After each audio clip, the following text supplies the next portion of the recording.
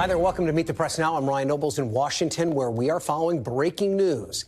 This afternoon, Special Counsel Jack Smith filing motions to end both of his criminal cases against President-elect Donald Trump, moving to dismiss his case tied to Mr. Trump's efforts to overturn the 2020 election and abandon his appeal of a lower court ruling that dismissed the other criminal case tied to Mr. Trump's handling of classified documents.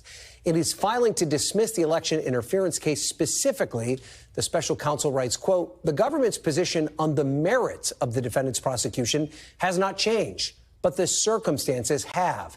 Smith goes on to say that his office must abide by long-standing Justice Department policy that prohibits federal prosecutions of sitting presidents. He adds that prohibition is categorical and does not turn on the gravity of the crimes charged, the strength of the government's proof, or the merits of the prosecution, which the government stands fully behind. Mr. Trump used today's developments to bash the cases against them, calling them, quote, empty and lawless. This comes after the special counsel had already signaled plans to resign in the wake of Donald Trump's election victory and wind down the cases against the president-elect. It also comes as Mr. Trump's pick for Attorney General, Pam Bondi, has signaled a potential prosecution into Smith and his team when Trump takes office. NBC News reported over the weekend that the AG pick, Bondi, vowed to prosecute the, quote, bad prosecutors who indicted Mr. Trump. With me now, NBC News Justice and Intelligence correspondent Ken Dilanian and former U.S. Attorney Barbara McQuaid, who's now an NBC News legal analyst. So Ken, today's news from the special counsel, not unexpected, right, but to be clear, this is still very historic. Explain why. It's momentous, and it's going to cause a lot of thinking about what just happened over the last 2 years. So Jack Smith had to do this. He's an employee of the Justice Department, and as soon as Donald Trump was elected president, Jack Smith went to the Office of Legal Counsel and said, hey, does our policy of not indicting and prosecuting a sitting president apply in this instance before he even takes office? And they came back and they said, yes, we think it does. And so he had no choice but to dismiss these charges against Donald Trump. He is saying in the filing, though, that he stands behind the prosecution. They are dismissed with prejudice, which doesn't mean all that much because the likelihood of these charges being refiled seems quite limited, and there is a 5-year statute of limitations for many of these charges. But still, it's a big day. It's going to raise a lot of questions about, for example, why didn't this prosecution happen earlier? What would history have been different had that happened? It doesn't mean, though, that the special counsel's work ends today, right? He can still issue a final report. He can still kind of put out all of his evidence together in a neat package for us to read, right? He's required by regulation to issue a final report to the Attorney General, who is likely to make that public. But in this case, we are led to believe there's not going to be all that much in a report that we haven't already seen in the public record. There's been so much evidence put out in both of these cases, and there isn't time for like an intelligence agency review of additional things that he might want to put out there. So realistically, we may not learn that much new from a report, but there'll probably be some strong language about why the prosecutor brought these cases. All right, so Barbara, let's turn to you now. Obviously, the special counsel did not concede that Donald Trump was not guilty. He went to great pains to make that point, just that the cases against him could not proceed. Were you surprised at the language that he used in these filings?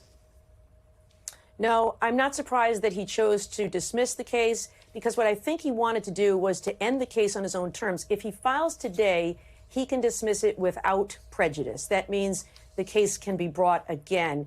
His other option really was to let it play out and have Donald Trump's next attorney general or the acting attorney general on January 21st dismiss the case, and no doubt would have done so with prejudice, meaning it could not be brought again. There could even have been filings in the public docket saying things like it was brought for malicious reasons, it was a case of prosecutorial misconduct. They would have had that opening to do that. And so I think in this way, they can control the narrative.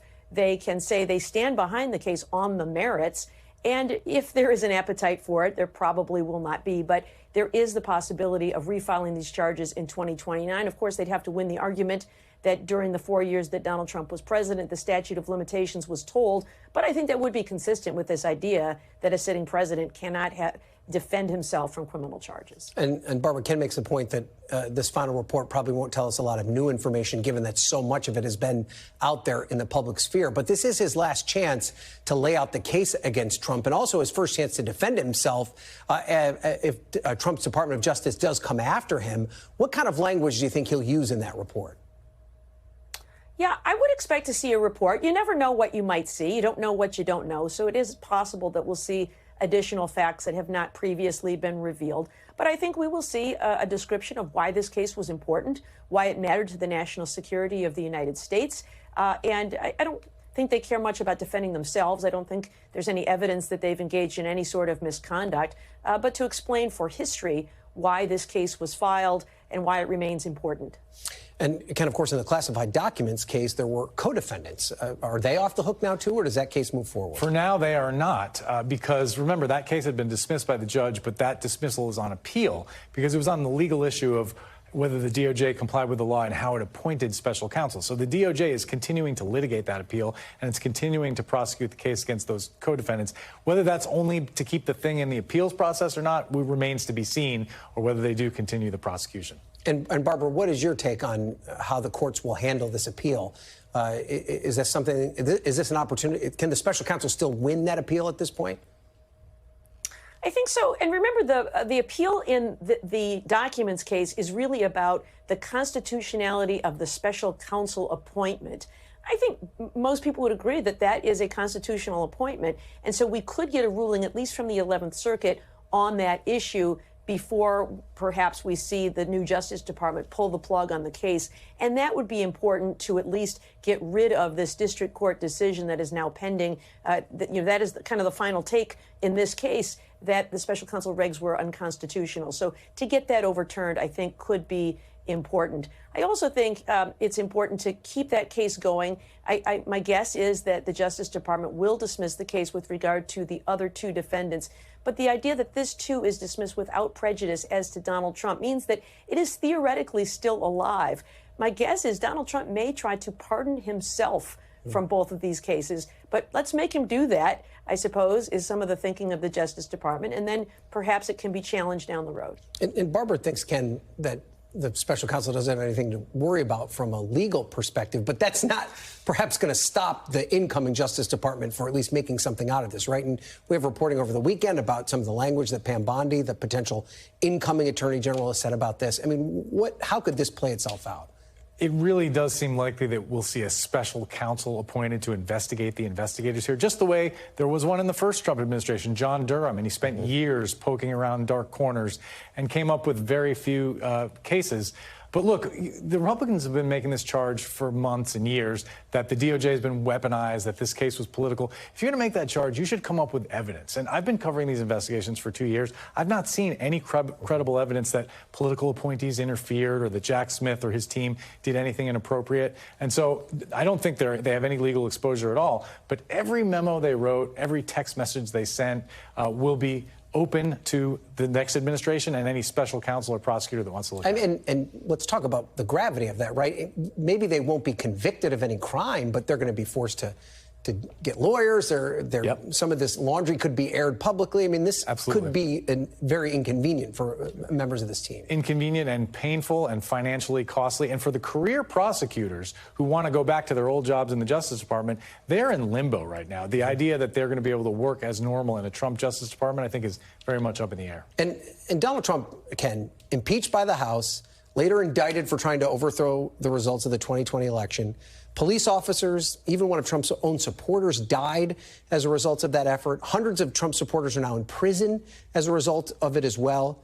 Now Donald Trump's about to take office again, having won the 2024 election. He won the popular vote as well. I mean, is there concern at the Justice Department right now about what this president-elect could be capable of after winning this election, given everything that we saw play out over the last 4 years? Well, first of all, there's great sadness that the lesson of Watergate, which is that no one is above the law and that when presidents commit crimes, they're held accountable, that seems to have gone out the window, at least for half the American public. But yes, the DOJ is absolutely very concerned about all these promises to prosecute the prosecutors and go after the alleged weaponization for all the reasons we just discussed. Whether they prosecute anybody, they can make people's lives miserable, and they're concerned about people getting fired and losing their jobs and being asked to take action that they don't believe is ethical. Yeah, and Barbara, your take on that as well. What could be the long-term impact of how this all played out? Well, To fire somebody who is a career prosecutor is not so easily done. You can't just say, I don't like you, and you're gone. There are civil service protections for that. So I don't think it's quite as easy, perhaps, as some politicians think it is to clean house at the Department of Justice.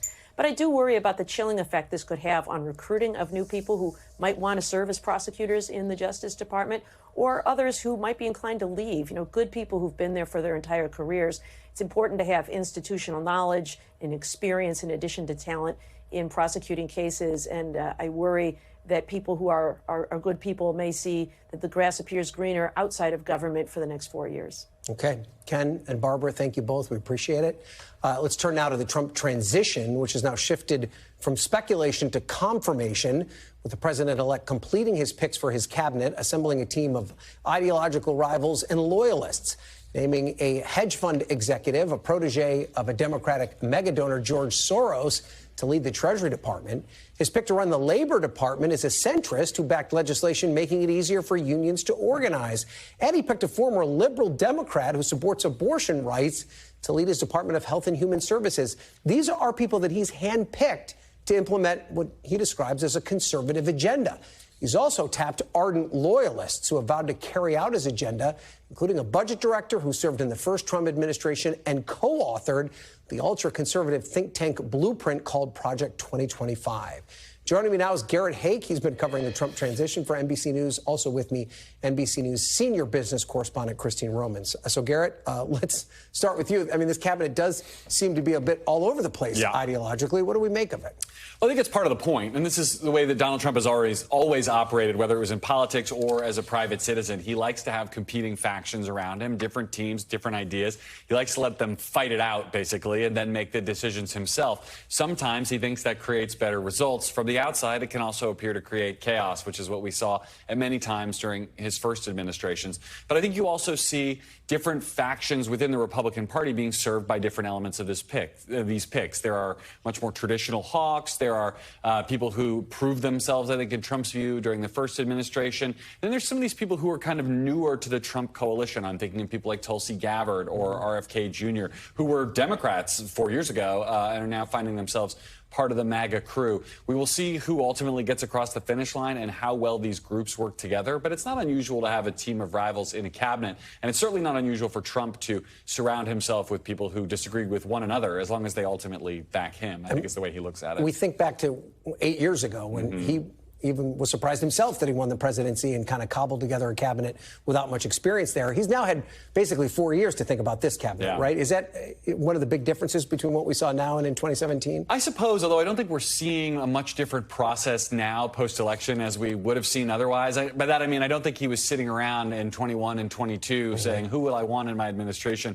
if I come back? He's also can be something of a superstitious person, and so didn't want to measure the drapes before he was back in the White House. But I do think he understands that personnel was a problem in his first administration. Maybe not in the way that you and I would think of it, but for example, someone like Jeff Sessions, he saw as an issue, someone who wasn't sufficiently loyal in that AG job. I think you can see the through line from that pick to Matt Gaetz's selection pretty clearly. It's certainly probably to a lesser degree with Pam Bondi's, but the same theme applies here. So he's looking at different categories of people when he's making his picks now, but I think that's a different Trump than in 2016, 2017, certainly. And speaking of Matt Gaetz, he's not, of course, up for the Attorney General job anymore. It seemed pretty clear. I've heard, yes. He wasn't going to get the votes. So that now raises questions about the other controversial picks, right? Is the transition team worried that there's another one of these picks that perhaps could meet the same fate that Gaetz has? I think they understand the math pretty clearly here and the unlikelihood that they will get much Democratic support from many of these picks. And I think there's some who probably will. Lori Chaves Deremer, for example, for Labor Secretary, is probably going to pick up some Democratic votes. Marco Rubio could pick up 24 Democratic votes, for all I know. But if you're looking at somebody like a Pete Hegseth, for example, who I know you were covering when he was on the Hill late last week, I think is somebody who they see is going to be problematic. Tulsi Gabbard, I think they perhaps are overly optimistic will get Democratic votes. Having been a former Democrat, I think that's a misread by the Trump team. So I do think there's at least a couple other picks who could have challenges. But I think it's important to understand that if they're going to lose Republican votes, it's more likely they're going to lose them on personal characteristics, by which I mean the allegations against Pete Hegseth, which he has denied, are probably more important to him not getting confirmed than would be anything he's said about the Defense Department. Senators, I think, are very skeptical about breaking from Trump on policy issues, having just spent the last several weeks crowing about his mandate and theirs. Yeah. Let's talk now about Russell Vought, who is probably not a household name by any stretch of the imagination, but he's the pick for OMB director. That is a very powerful position within the White House. And he is, of course, one of the architects of Project 2025, which Trump claimed he knew nothing about. Yeah. What should we know about him? Well, look, the OMB, first of all, is much more powerful than people realize. Not just the organization that determines whether we in the Washington area get snow days, which is all what they do, but they're kind of the lubricant for how all the other executive agencies work. And so Russell Vought, as head of OMB, would have a little bit of say and a little bit of control in how every other executive department implements their workflow, how their workforce operates. And I think the area in which he could be most influential and has most ties to Project 2025 is this effort that Trump has sort of flirted with, talked about, some in his orbit have discussed, trying to reclassify some federal workers, much like the discussion you were just having about these federal prosecutors, trying to make more people who work within the federal government currently as civil servants, turn them into political appointees, which would have the net effect of making them easier to fire and for Trump to make it easier to hire their replacements. So you could see a shift in the government apparatus to being more kind of pro-Trump broadly rather than the career civil service structure that we have in place now. Vought could be a key player in that, but he won't be able to do that alone. Yeah, and of course, if they were to do that, there's a chance they don't even fill some of those jobs. That's right. If they're looking to save money. All right, Garrett, thank you so much for that. Let's now talk about Treasury, and that's where we bring in Christine Romans. Tell us about this pick for Treasury, Scott Bessent. What should we know about him? This was a name we heard early on in the process, and then there was a real, as you know, back and forth. One of my sources close to the transition called it a bouncing ball among names. And then back to Scott Bessent. He is a hedge fund manager. He has made billions of dollars for investors. He is someone who has made some pretty key calls, macro strategy calls over the years, where he sees the whole global picture and puts money, bets for or against a direction in the global economy. And he has done very well doing that here. So he's someone that is not seen as a flamethrower. He's seen someone who he's a grown-up, and he's not somebody who's breaking conventional rules like some of these other picks are. But he is, Christine, which would probably be very much of a surprise to people who pay attention to this, a protege of George Soros, of all people, who is somewhat of a boogeyman for Republicans. Is there any surprise that Trump would pick a Treasury Secretary with such close ties to one of their biggest foes? Yeah, let's remember George Soros is like Republican kryptonite or conservative kryptonite. And here's somebody who worked alongside him. In fact, when George Soros was making his huge bets against the British pound, and when he was making investments around Japan, it was Scott Bessent who was doing the research and the advising and was right there next to him. He's worked for other very well-known and powerful investors as well. But that is a funny kind of wrinkle in the resume, considering Donald Trump and his war on woke and war on what he thinks is a George Soros-fueled left. Not that this is the only metric that we should concern ourselves with, but it is important. The markets seem happy with this potential pick. Why? Record high for the Dow again here today. Look, he is someone who Wall Street, at least now, is hoping will go quickly with tax cuts and slowly and more measured with tariffs.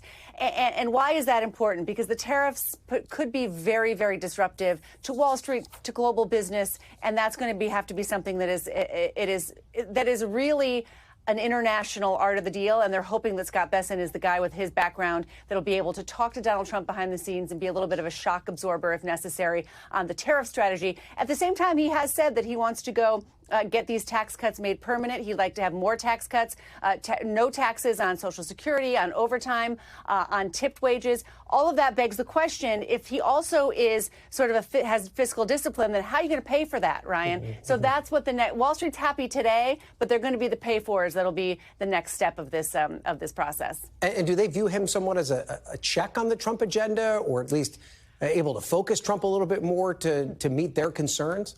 It's unclear. They're putting him more in a moderate bucket, a non-flamethrower bucket, which is something that they're pleased with. I mean, he is not, and Howard Lutnick, who's now over the Commerce Department. By the way, there are those who are already starting to game out. Well, if Commerce is sort of the tip of the spear for tariff strategy, and the strategy comes from the White House and Treasury, could there be potential conflict down the road with Scott Bessent and Howard Lutnick? I think those are parlor games that I'm not ready to play yet. I just want to live in today. And for today, the markets are saying quick on tax cuts, slower on tariffs, steady as she goes. I mean, Elon Musk actually said he's business as usual, that he shouldn't be picked as Treasury Secretary. Wall Street says business as usual. Well, the S&P is up 91% over the past 5 years, so they'll take business as usual if they can. All right, Christina Romans, thank you so much for explaining that to us. We appreciate it. Coming up, an NBC News exclusive, reporting on how millions of families living in the U.S. could be impacted and potentially separated under Trump's mass deportation plan. Plus, new polling on what the public thinks of the Trump transition with less than 2 months to go until the inauguration. That's ahead. You're watching Meet the Press Now.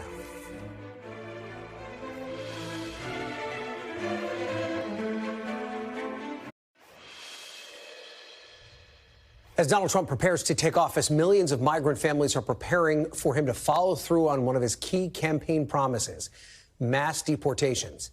NBC News has exclusive reporting that those deportations could separate 4 million mixed-status families living in the U.S., according to an estimate from a pro-immigration advocacy group. Yesterday, Tom Homan, who was tapped by Trump to be his border czar, doubled down to previous comments that these mixed families could be deported together. We'll give you a shot at claiming asylum if that's what you want to claim, but at the end of that, you get order removed, you're going home. And if you choose while you're here to give birth to an illegal to a U.S. citizen child, well, guess what? When you get removed, you can leave the child here, or you can take him with you. NBC News Homeland Security correspondent Julia Ainsley joins me now to talk more about this. That was pretty clear. I mean, it seems to be a signal to these families that have to be very scared about how this is going to work. How are they preparing for these potential deportations? Yeah, you know, it's interesting what he said. Oh, you have the choice. You can leave him here or take him with you. But for a lot of these, what could happen is a child could come in from school to an empty house. And that's exactly what the families we've been speaking to across the country are preparing for. So it's everything from getting a packet of papers ready with adult contact information, you know, a next of kin that the child can go stay with, their paperwork to show that they're legally allowed to be here. If a parent does, in fact, decide that they want their children to come join them where they've been deported, they have to set up other arrangements because ICE isn't going to take a U.S. citizen child into their custody and put them on the same flight. So at least temporarily, they could be looking at family separations. And this is something Homan seems to really not have any concerns about. Yeah, I mean, it's one thing to talk about this theoretically, but it's another thing to actually implement it. Have they even begun those conversations about how you implement a policy like this? Yeah, what I'm told now is they're speaking to the private prison industry. Those are the people who would largely be building up the capacity for ICE to detain the migrants they arrest in the interior of the country before they're deported. And they're looking at possibilities. They want to look at, okay, if we want to deport this many, how much is that going to cost? What can we get from Congress? They're laying all of that out right now. They have a number of logistical hurdles to get through. One, of course, the congressional funding. They've got to figure out how to deport migrants back to countries that simply won't take back their nationals, like Venezuela, Cuba, China. What are they going to do about that? And are they going to get Mexico's cooperation to take people who aren't from Mexico to be pushed back across their border? Also planes. Are they going to be able to find enough planes to be able to carry out what they've promised is the biggest mass deportation force in U.S. history? But if you've noticed, Ryan, they haven't put an exact number, an exact goal on this. Probably so we can't turn around and say this was a failure. I mean, I have to imagine this would be unbelievably expensive. I mean, what is the price tag? Is it even possible to theorize how big of a price tag we're talking about? You know, it's been estimated by outside groups to be about $88 billion. I mean, we're talking COVID relief fund numbers. But the question is, you know, is that the same number that ICE would arrive at? Are there ways that they could lower the cost, or maybe even ways that would have to be even costlier to try to deport that number of people? When Kristen Welker spoke to Trump shortly after the election, he said there is no price tag, meaning he thinks this is invaluable. You know, we also know the Trump administration wants to increase spending for defense. Can they really get away with increasing this amount as well, and then still arguing that they're worried about the deficit? It's hard to see how they're going to be able to balance all of that. Especially when they're talking about more tax cuts as well. Yeah, right. How does all that happen? Right. I mean, how quick of a timeline are we talking about here? Could he be inaugurated and these deportations start? Is it within 6 months? I think the orders will start immediately. I mean, from what I understand, there'll be executive orders to basically rescind all of the Biden administration policies that have allowed people to come in legally. Some of those people could then be facing deportation. They'll work with ICE immediately to go after people who might have criminal records and final orders of deportation. Trump has said he would enact the military to try to help in this effort. Exactly what he means, whether that's National Guard or active duty troops, remains to be seen. If it's active duty troops, he could be looking at lawsuits. But in other words, they want to make a splash in the first 100 days, Ryan. And I understand they want to do something that has a shock and awe appeal to show that they've really done something here. But of course, the logistics matter. He talked about the wall for a long time and didn't really make a lot of progress in the first few years. Right. Okay. Julia Ainsley, it'll be interesting to see how this all plays out. Yeah, for sure. I appreciate you being here. Thanks. Thank you. Still ahead, the future of the labor movement under a Trump presidency and how union leaders are reacting to his surprise pick for labor secretary. You're watching Meet the Press Now.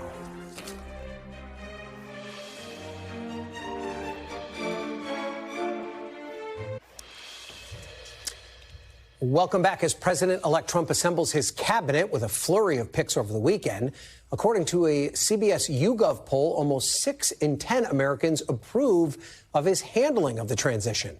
But a significant portion of Americans also say they haven't really heard enough about some of his top picks.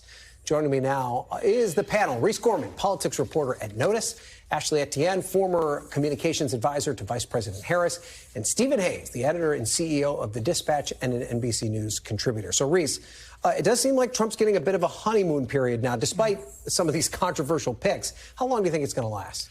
I think that it'll probably last until around the confirmation hearings, because, I mean, a lot of these people, these are people that we know really well in D.C. We see them all the time. We talk to them on the Hill.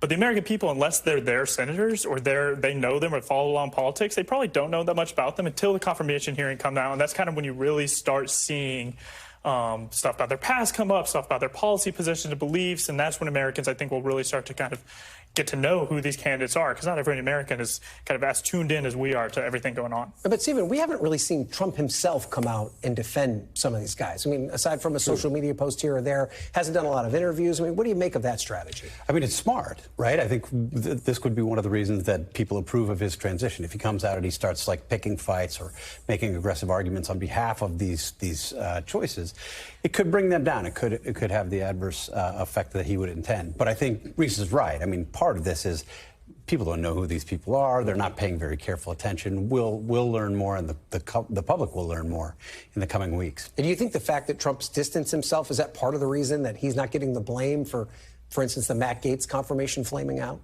Yeah, I mean, you know, we didn't see him take a very public stance in defending Matt Gaetz. I think President Trump knew and understood early, in part through conversations that he was having with Republican senators, that was a long shot, that was not probably a hill that he wanted to die on, so he didn't. Yeah. So, Ashley, Democrats like yourself were telling voters all throughout the campaign that Project 2025 was going to be the blueprint for the Trump administration. The now president-elect said, "You're crazy. I don't even know what Project 2025 is." Now we see that he's going to appoint Russell Vought as who's the co-author of Project 2025 at OMB. Do you believe still that perhaps this is what we should expect, that Project 2025 will be a plan that the president-elect tries to implement in his new administration? I mean, absolutely. I mean, I think this is just another proof point in how Donald Trump operates. He continues to lie to the American people and deceive and mislead them. And he's got an entire party apparatus that's behind it, that's perpetuating these lies. So do I think that he's going to execute and implement Project 2025? Absolutely. I would even go so far as to say I think he's probably going to go further than what we know about in Project 2025.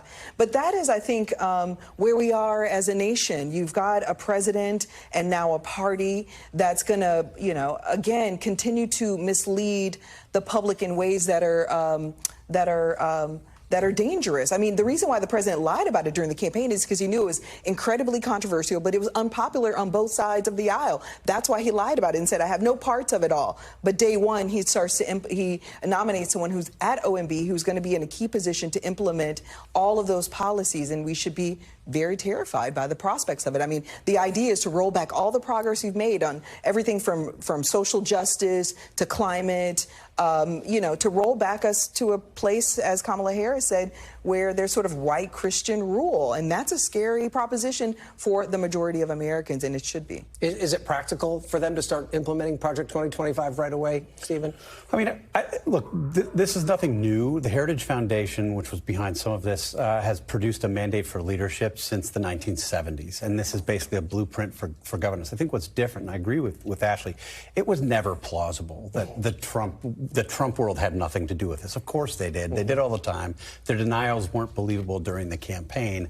I wouldn't be surprised if they implement certain parts of Project 2025, in particular the personnel. I mean, they did extensive vetting with loyalty tests to Donald Trump as part of the buildup of Project 2025. I think we're likely to see in the middle and lower levels of government, the presidential appointees, that vetting put to use. Yeah, to his point, I think y'all reported late last week, I myself have since confirmed that kind of job bank that Heritage Project 2025 put together is being used by the Trump transition team to bring in kind of lower level people. So this is something that they're using. I mean, to your point, it would have been really hard to staff up all these government jobs without somebody doing work prior, because they started transition so late. So they were always going to need something like the Project 2025 job bank at the very least to staff up all these thousands of positions. To your point, though, Ashley, it was pretty unpopular. Project 2025 Absolutely. pulled with both Republicans and Democrats. Could this hurt one of these cabinet picks that needs confirmation from Republican senators if they're tied to Project 2025?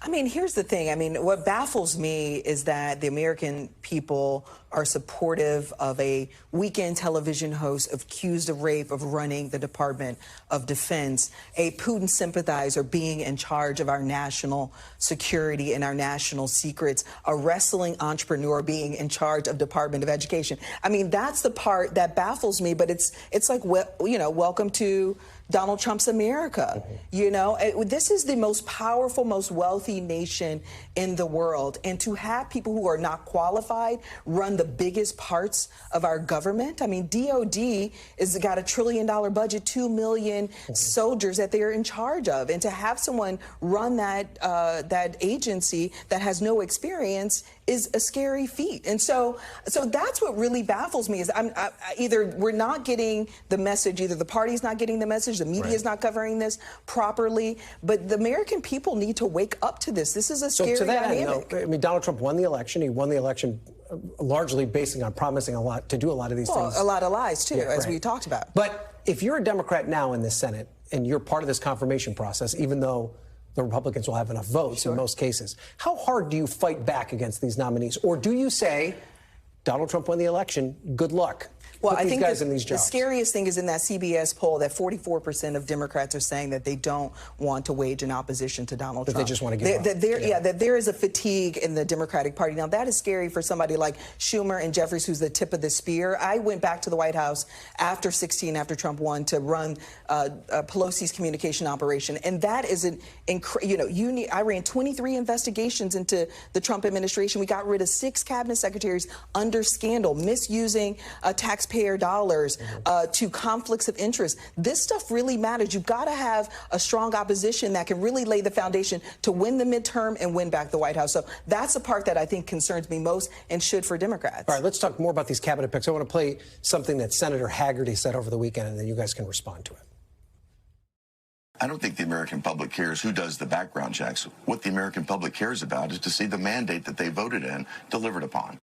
So, Stephen, this is in response to the idea that the Trump transition may just forego FBI background checks. Do you agree with the senator that the American public doesn't care about that? I don't. I think the American public will want to see these candidates, these nominees thoroughly vetted. And it should be said, more important than what I think, some of his fellow senators are saying the opposite, saying that they would like to see either FBI background checks or thorough vetting done by the committees. One of the reasons I think you have some Republicans saying now, hey, we'd like to see this background vetting is because they're worried about things that will come up in the vetting, for instance, of Tulsi Gabbard. There have been questions raised about some of her judgments in the past, about her foreign travel, the kinds of questions that we see that come up in background vetting for low-level intelligence agency positions. So they want her to go through that same process, and maybe want her to go through that same process because they think it will air some of the potential problems. I mean, Reese, the job of the Senate is advise and consent. It's not necessarily just to rubber stamp everything, but it's to help the president, right? Do you think Senate Republicans understand that? I think I think a lot of them do. I do think there are a handful that kind of were elected with just because of Donald Trump. They rode his coattails. They did this. That do think that they are a rubber stamp. I do think you have a handful of those. But as we know, we cover the Hill. I mean, senators love their independence. They do not like being told what to do. It really never works. And so I do think a lot of them, even some, the more Trumpy ones, are like, I mean, we saw the Matt Gaetz thing. I reported myself that people were telling Trump that they do not think the Gaetz pick was good. They think that he doesn't have the votes, that some of them were even going to vote against his confirmation. So senators love their independence, and they hate being told what to do. So I do feel like a lot of them, even if they fully agree with Trump, do understand that advising consent is their role, and that their role is also an independent role. Well, I have to say, somebody covers that place every single day, and I've seen Senate Republicans cave for Donald Trump over the past 4 years. I was surprised at how quickly the Gaetz confirmation crumbled. There's a lot more. Yeah, there's a lot more confirmation. Well, just because in the past they've said what they say behind closed doors versus what they do publicly are two different things. The fact that they were able to end that confirmation without a public vote, I think, speaks volumes and potentially could be a forecast of what's to come. But maybe not. We'll see. Reese, Ashley, Stephen, thank you all for being here. We appreciate it. Turning now to one of Washington's oldest Thanksgiving traditions, the turkey pardon. Today, President Biden welcomed two lucky feathered friends, Peach and Blossom, to the White House for the annual ceremony. As expected, the president kept things lighthearted. They tell me there's 2,500 people here today looking for a pardon. What do you say, Peach? Peach is making a last-minute plea here. Raised by the... Yeah, I hear you. Peach wants to speak a little bit here. Now, both the birds weighed in at about 40 pounds. That sounds delicious. And they journeyed to the nation's capital all the way from Minnesota to be formally spared from being gobbled up this Thanksgiving. Today's ceremony was also President Biden's last before he leaves office and becomes somewhat of a free bird himself. Here's a piece of his closing message. Let me close on a more serious note. This event marks the official start of the holiday season here in Washington. It's also my last time to speak here as your president during this season and give thanks and gratitude. So let me say to you, it's been the honor of my life. I'm forever grateful. And we have much more news to stuff into this show. Straight ahead, sorry. You're watching Meet the Press now.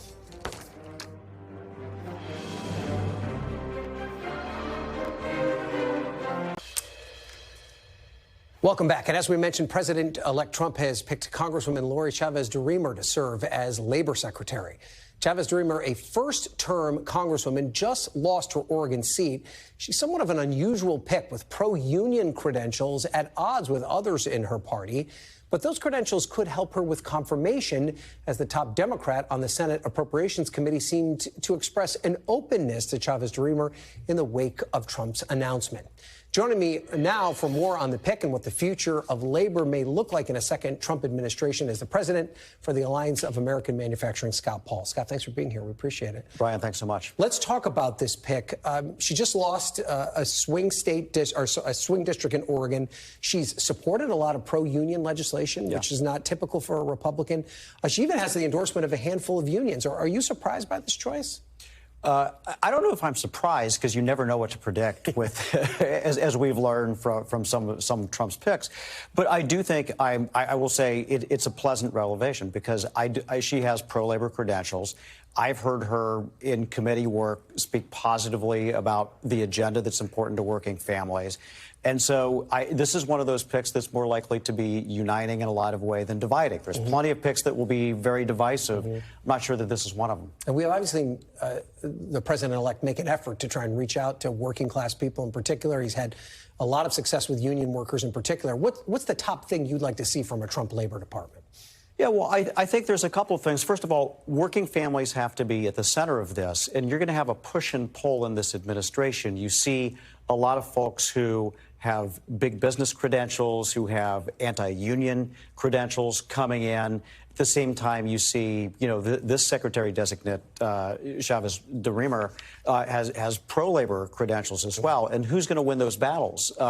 Is it going to be the Heritage Foundation Project 2025, or is it going to be some of the rhetoric that you saw on the campaign trail? So those are the battles that are going to be fought, I think, in the halls of Congress. But I think what we're looking for as well is that you don't want to see rollbacks. You don't want to see progress that has been made rolled back, and you can see some important progress that was made over the last 4 years. An industrial policy put into place, some policies to level the playing field in collective bargaining. You saw some building up of additional pressure on China under the administration, and so that's what I'm hoping. I hope you see this through line, and you don't see the Wall Street or the Project 2025 kind of win the day in those policy arguments. I know you're also paying very close attention to the President-elect's tariff plans and the potential impact that has had. You said you're in favor of a strategic application of tariffs. He's called for a blanket tariff of 10% on all imports, maybe as high as 60% on Chinese imports.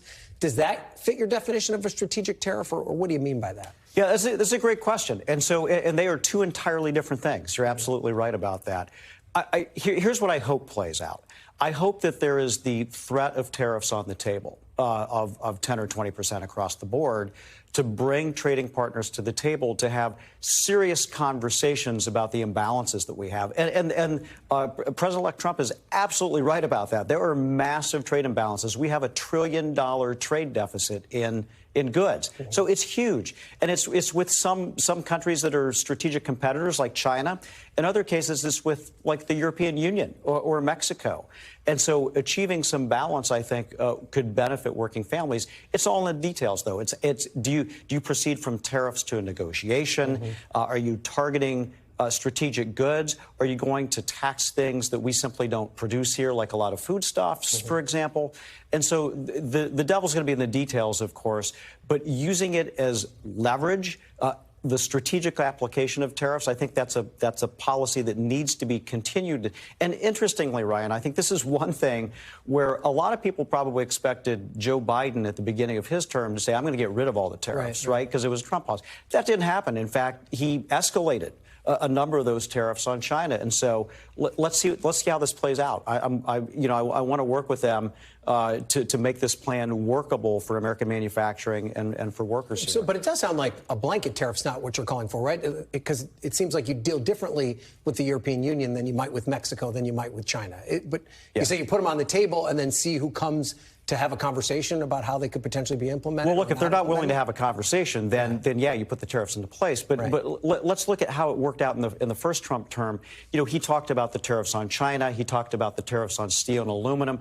And yes, there were tariffs put into place, but there were also mechanisms to kind of make sure that it wasn't disruptive to our economy. And it turned out not to be disruptive to our economy. And in fact, very stabilizing for a lot of these industries. So if there is that level of sophistication and care, I do think it can work. But we're not going to have a 20% blanket tariff on every good coming in. I cannot imagine that's the way the policy is going to work. Well, because that is a concern, right, that some economists have, that it wouldn't be stabilizing. In fact, it could lead to inflation beyond what we've even seen. How concerned are you about the impact that tariffs could have on the basic price of goods that everyone buys every day?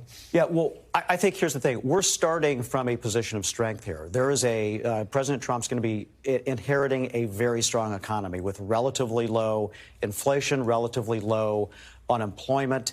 And so we are well positioned here. But our trade position is out of whack. It really is. And so that's something that needs to be addressed. And I'm glad that he's indicated that he's serious about that. I think that this can be crafted in a way that is not going to escalate inflation, but it has to be done with care. All right, Scott Paul, thank you for being here. We appreciate it. Ryan, Still to come, power, politics, and the future of cryptocurrency after Trump campaigned as a pro-crypto candidate. Don't go anywhere. You're watching Meet the Press Now.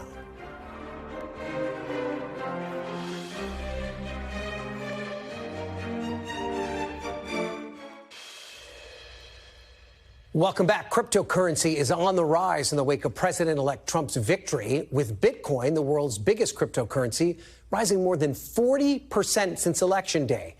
The industry optimistic about pro-crypto regulatory pledges from President-elect Trump. And joining me now is Kevin Roos, technology columnist for the New York Times. So, Kevin, first off, just talk to us about how big a win this election was for the cryptocurrency industry. I mean, what significant changes does the industry think that it might get from a President Trump that it wasn't getting from a President Biden?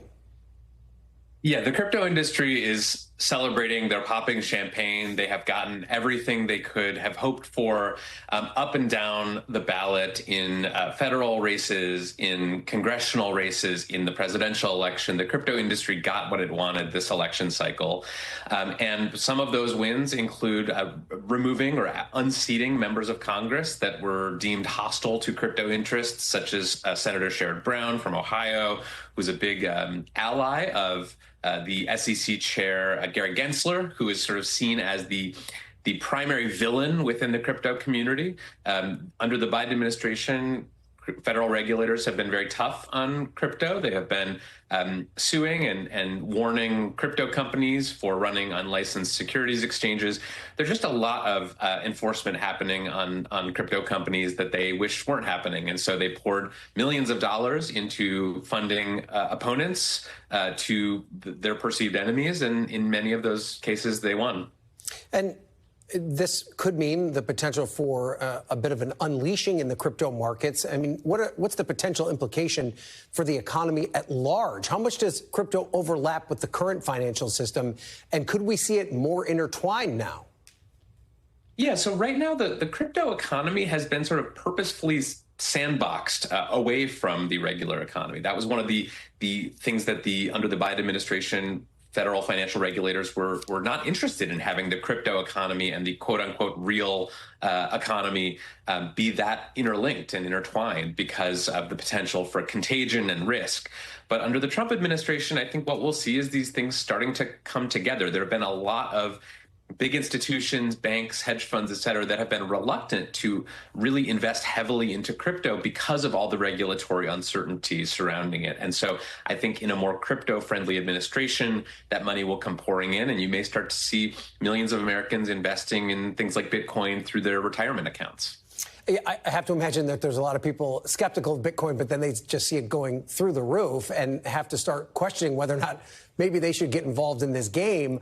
Is the risk associated with the crypto as a currency itself, or is it the structures around it? Because at the same time we see Bitcoin going through the roof, we see all the controversy with Sam Bankman-Fried and how that market completely fell apart. Explain to me how those two things work.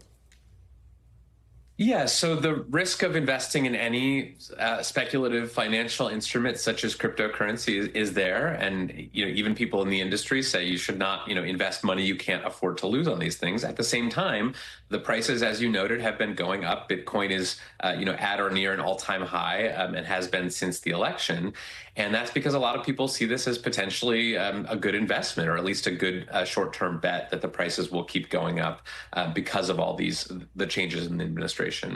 But I think it's also just we need to see more evidence that this technology, this cryptocurrency technology is actually useful for people for more than just speculating. I think that's the part that a lot of investors who are more skeptical of these assets have been waiting to see. Obviously, many of us don't spend cryptocurrency on everyday items. There are good reasons for that, but I think that's one thing that people hope will come out of this administration in the crypto industry is just a more mainstream adoption of this technology. And maybe expand on that. I mean, what would it take for us to go into a store and use our Bitcoin to purchase something? How close are we to something like that happening? I think we're fairly far from that, in part because one of the things that's preventing that is just the sort of fluctuation in asset prices. You wouldn't want to buy a new bicycle for $100 worth of Bitcoin when that same Bitcoin could be worth $200 tomorrow. It just wouldn't be a good financial strategy. So I think for a lot of people, the volatility is what prevents it from being useful as a truly everyday instrument. And you touched on this a little bit, but expand on it a bit more. Just how powerful is the crypto lobby? Obviously, they invested heavily in this last election cycle. They were very successful. Do you expect their influence to grow in this next Congress? Yes, absolutely. There is now a bona fide crypto lobby. They have their own super PACs and dark money groups. They have a a lot of influence in Washington, D.C. Just recently, AOC Alexandria Ocasio-Cortez was on social media saying, like, this is happening. The amount of money pouring into Washington from the crypto lobby is truly unprecedented. And so we are starting to see not just sort of elections being influenced by crypto money, but also the more sort of subtle, nuanced places where the regulations are actually being written.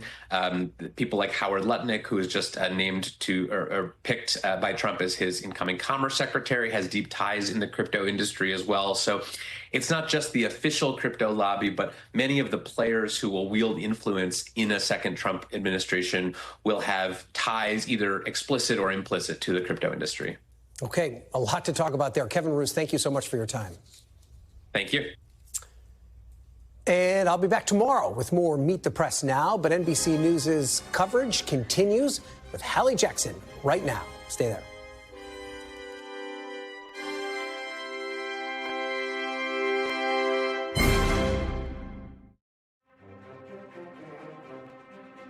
Thanks for watching. Stay updated about breaking news and top stories on the NBC News app or follow us on social media.